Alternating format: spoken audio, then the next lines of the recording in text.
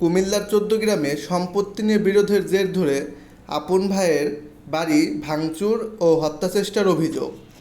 বিস্তারিত দেখুন ভিডিও চিত্রে। তো আগের থেকে ওদের সাথে আমার সম্পর্ক ভালো না। আগে মামলা হয়েছিল, মামলায় ওরা ঠকছে, ওরা প্রমাণ হয়েছে, ওরা অপরাধ সাব্যস্ত হয়েছে।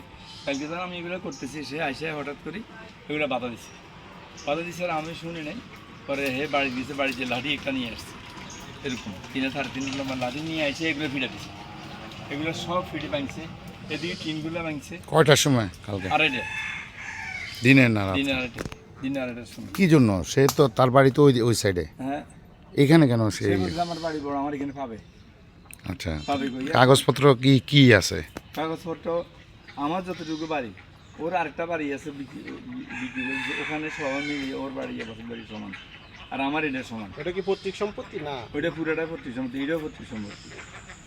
এরপরে দিয়ে এবং আমার উপরে বারবার তারা জুলুম করতেছে। এর আগেও তারা ফৌজদারি মামলা খাইয়ে, মামলা তো ওরা দোষী সাব্যস্ত হয়েছে, অপরাধ সাব্যস্ত হয়েছে। তারা মাছ মারছিল, আমার গাছ কাটছিল, এই বিলের গাছ কাটছিল, তারপরে আমার ওইখানে মাছ মারছিল, আমার ফসল নষ্ট করছিল। ওই জন্য আমি ফৌজদারি মামলা করছিলাম।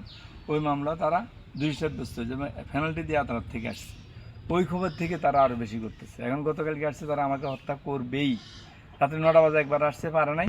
আমার ছোটো ভাই তার ছেলেদেরকে লাগাই এটা করাই যাবে, তাদেরকে বলতেছে তাকে মারি ফেল, তাকে ধরে লইয়া তাকে মারি ফেলবো, তাকে ধরে লইয়া মারি ফেলবো। তাদের উদ্দেশ্য হচ্ছে আমাকে মেরে ফেলবে। এই জন্য তারা গতকালকে দিনের মধ্যে 3বার হামলা করছে। হয়তো আল্লাহর রহমত বেঁচে গেছি। এখন প্রশাসনের কাছে আমি কেন গেলাম, গ্রামবাসী কি বলে? গ্রামবাসী বলে, এবং তারা এইভাবে খুব মানে দুঃখিত এবং তারা শঙ্কিত যে এই ধরনের কোনো ঘটনা হয়ে যাবে। তারা ঠিকই একটা হত্যাযজ্ঞ ঘটাবে।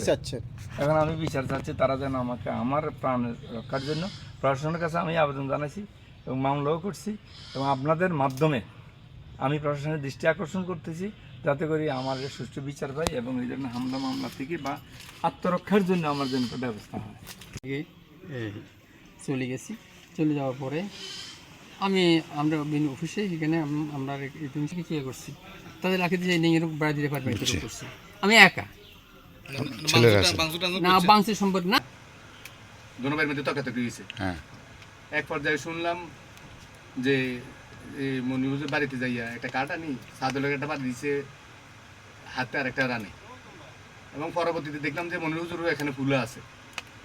যেহেতু তার ছেলেরা আসছিল, এই হিসাবে হয়তো পরে ছেলেরা এসে এটা বাপের গাঁতে শুনে তারা লগে আসা বাড়ি ঘরে একটু ভাঙচুর করছে। ওই সালটা